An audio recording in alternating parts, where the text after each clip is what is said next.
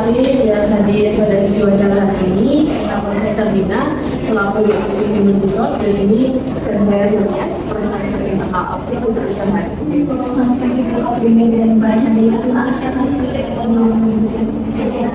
saya siap mengikuti proses wawancara hari ini. Dan ini adalah CV dan juga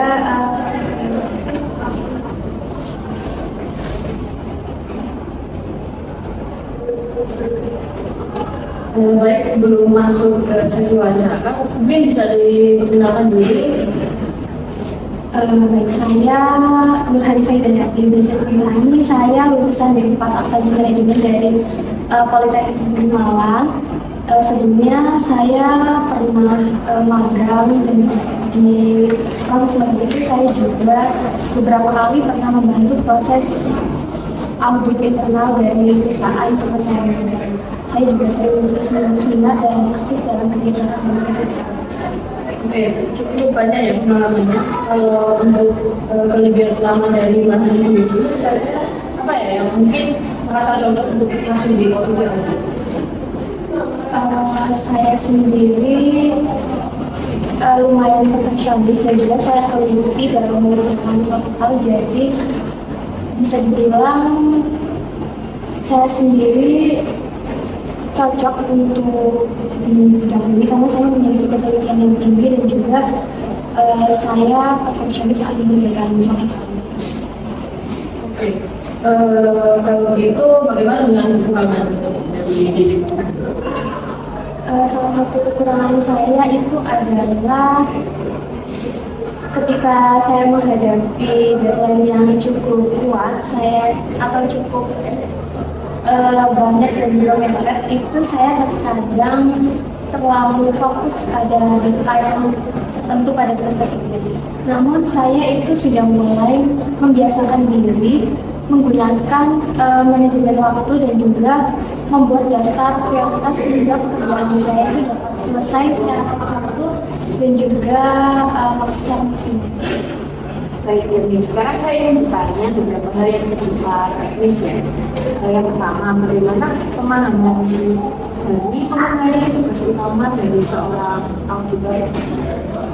Saya akan melakukan penelusuran terhadap dokumen-dokumen audit yang dibutuhkan untuk perusahaan. Kemudian saya akan mencatat temuan-temuan saya dari dokumen tersebut.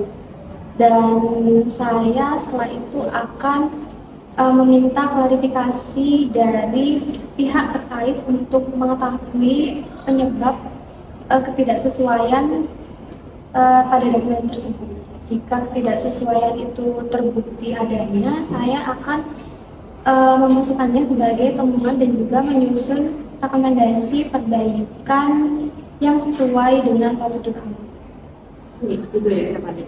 Selanjutnya, apabila Anda menemukan ketidaksesuaian antara fisik dan catatan administrasi, apa yang akan Anda lakukan? Saya akan melakukan penelusuran ulang terhadap dokumen-dokumen yang ada, kemudian saya akan mencatat temuan-temuan dalam kertas kerja audit. Setelah itu saya akan meminta klarifikasi dari pihak-pihak terkait mengenai penyebab ketidaksesuaian dokumen yang ada tersebut. Jika ketidaksesuaian tersebut itu terbukti, saya akan memasukkannya sebagai temuan dan juga menyusun rekomendasi perbaikan yang sesuai dengan prosedur. Cukup bagus ya. Lalu bagaimana Hani menjaga objektivitas ketika melakukan audit pada divisi yang mungkin sudah Hani kenal atau pernah bekerja sama sebelumnya? Saya akan tetap mematuhi prinsip-prinsip audit internal seperti independensi, objektivitas, dan juga integritas. Saya akan memastikan bahwa seluruh penilaian yang saya berikan itu didasarkan pada bukti nyata, bukan hubungan secara personal. Jika ada risiko bias, saya akan melaporkannya kepada atasan dan juga meminta supervisi.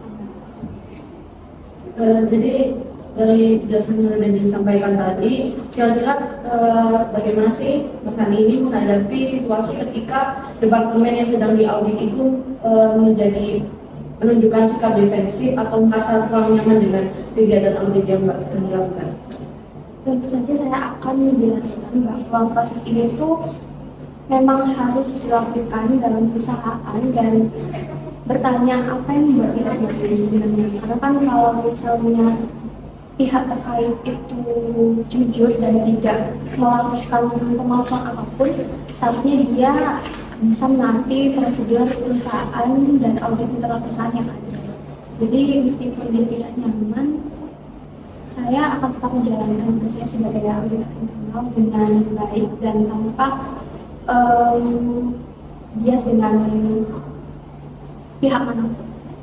Oke, baik. Lalu bagaimana mengelola pekerjaan audit yang membutuhkan ketelitian tinggi, tapi memiliki waktu pengerjaan yang Tentunya saya akan membuat rencana audit yang jelas, lalu saya akan menemukan prioritas pada bagian yang memiliki resiko yang lebih tinggi. Lalu saya akan menyelesaikan pekerjaan tersebut itu secara bertahap sesuai jadwal yang saya miliki, dan juga saya akan melakukan review cepat untuk memastikan tidak ada tahapan yang terlewat sebelum masuk ke pengecekan datanya.